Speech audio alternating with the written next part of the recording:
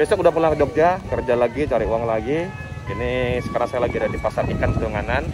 Jadi ini tempatnya Pesta Seafood. Beli ikan, beli seafoodnya di sini banyak banget macamnya, murah banget. Terus di sekelilingnya itu ada tempat masaknya. Mau dibakar, mau di saus padang, asam manis dan lain-lain, banyak banget. Sekarang kita beli ikannya dulu.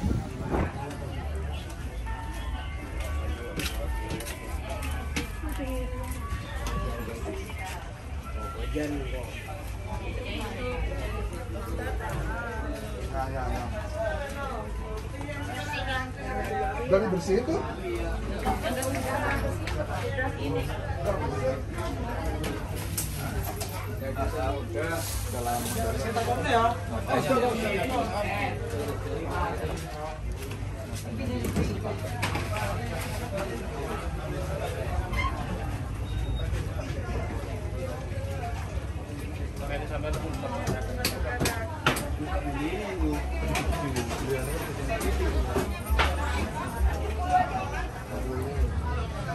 Ini super ini Bu, ininya.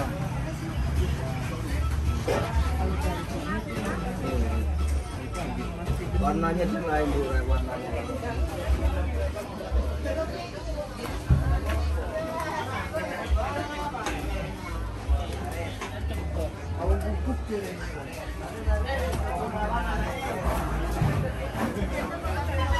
Udah beli apa aja? Ikan. Terus? Aku udah. Belum ini. Kalau orang suka Lauknya cukup kalau tengah.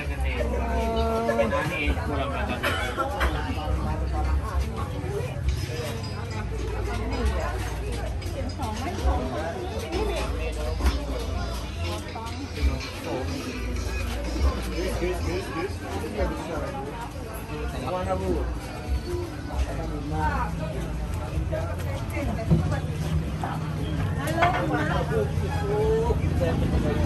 Pak, ini berapa Pak? Ini Pak dia.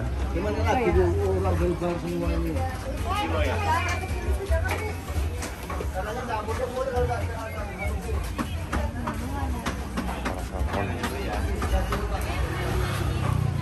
Salmon.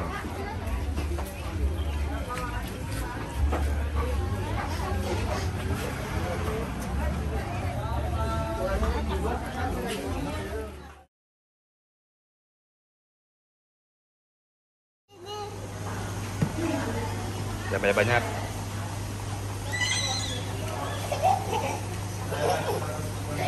Masih kurang ikan, asam manis, lada hitam dan lain.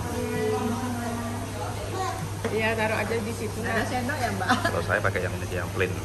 Di Bali lagi musim flu, batuk, pilek, sama sakit mata. Dan harusnya besok balik, tapi tiba-tiba kok badan saya mungkin udah nggak kuat menerima serangan virus-virus flu ini, influenza. Dan tadi tiba-tiba badannya anget, posisinya lagi dikerokin sama istri saya. Kalau misalnya besok memang nggak fit, ya pulangnya diundur. Kalau misalnya besok fit, gas pulang karena harus kerja kan. Tetap orang Jawa kalau udah sakit gini, masuk angin gini, itu obatnya dikerok. Nggak tahu kenapa, manjur aja.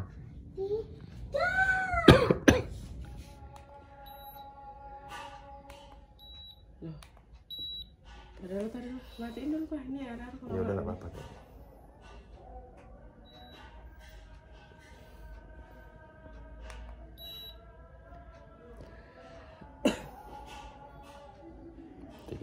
Kalau udah leher.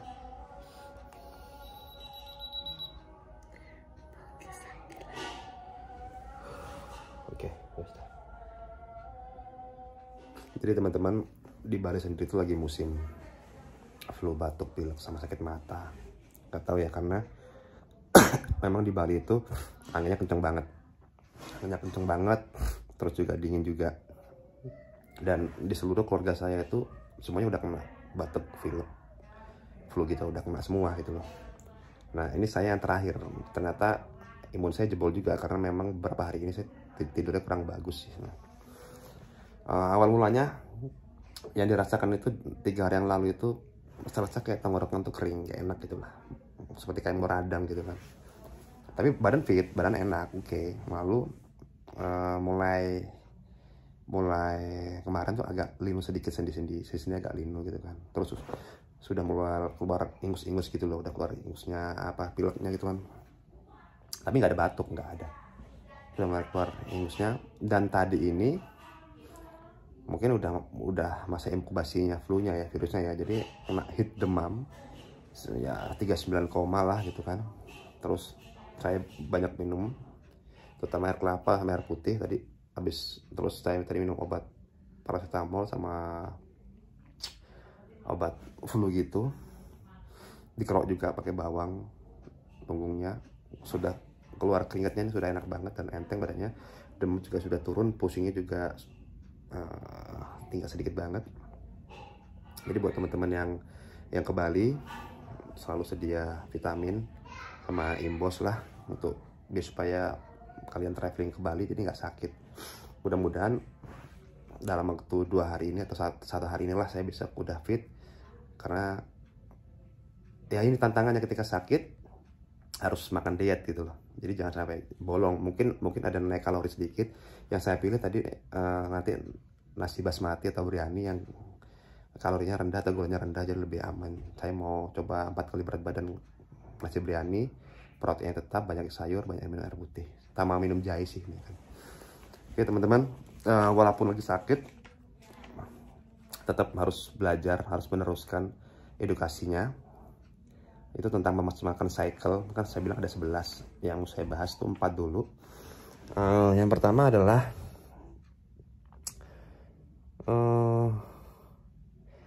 sertakan testosteron dalam mayoritas setiap cycle. Maksudnya gini teman-teman, apakah harus? Tidak harus, tetapi lebih bagus. Jadi dia tidak harus, tetapi lebih bagus meskipun dosisnya rendah. Kalau saya disuruh milih untuk single steroid, saya akan menggunakan testosteron. Ya, jadi gunakanlah dosis rendah karena mayoritas harus digandeng dengan testosteron. Kedua, perbanyak frekuensi injekan. Maksudnya gini, dalam menginjek suntik steroid 1 kali per minggu dengan dosis besar sekalian. Jadi ada orang yang ingin jalan pintas lagi, seminggu sekali suntik dengan dosis yang besar akan lebih baik ketika dibagi dengan dosis yang kecil-kecil. Seminggu bisa 2-3 kali suntik agar lebih stabil. Jadi ketika kamu suntik seminggu 1 kali dengan dosis besar sekalian gitu, maka nanti akan terjadi fluktuasi. Tetapi kalau kamu bagi menjadi 2 atau 3 kali suntik, maka fluktuasinya itu akan stabil kurvanya. Jadi gitu. Yang ketiga, gandengkan steroid yang half-life-nya hampir sama. Jadi misalnya gini, gandenglah steroid yang esternya pendek dengan ester pendek. Lalu yang long ester dengan long ester. Contohnya misalnya gini, misalnya kalian menggandeng testosteron propionate. Ya kalau misalnya mau pakai trenbolon, ya pakai trenbolon asetat gitu. Kalau misalnya kalian memakai testosteron enante, maka digandengnya contohnya misalnya pakai trenbolon enante gitu. Jadi harus sama half-life-nya itu kan. Lalu gunakan roid sesuai dengan sifat alamiahnya.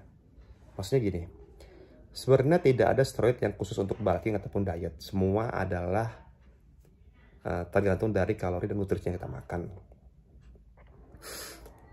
Sejatinya steroid itu memiliki sifat alamiahnya. Ada yang cocok untuk bulking, ada yang cocok untuk cutting. Ya tentunya sudah saya bahas apa sih yang buat bulking, apa sih buat cutting yang sebelum-sebelumnya. Lalu jadi pakailah steroid yang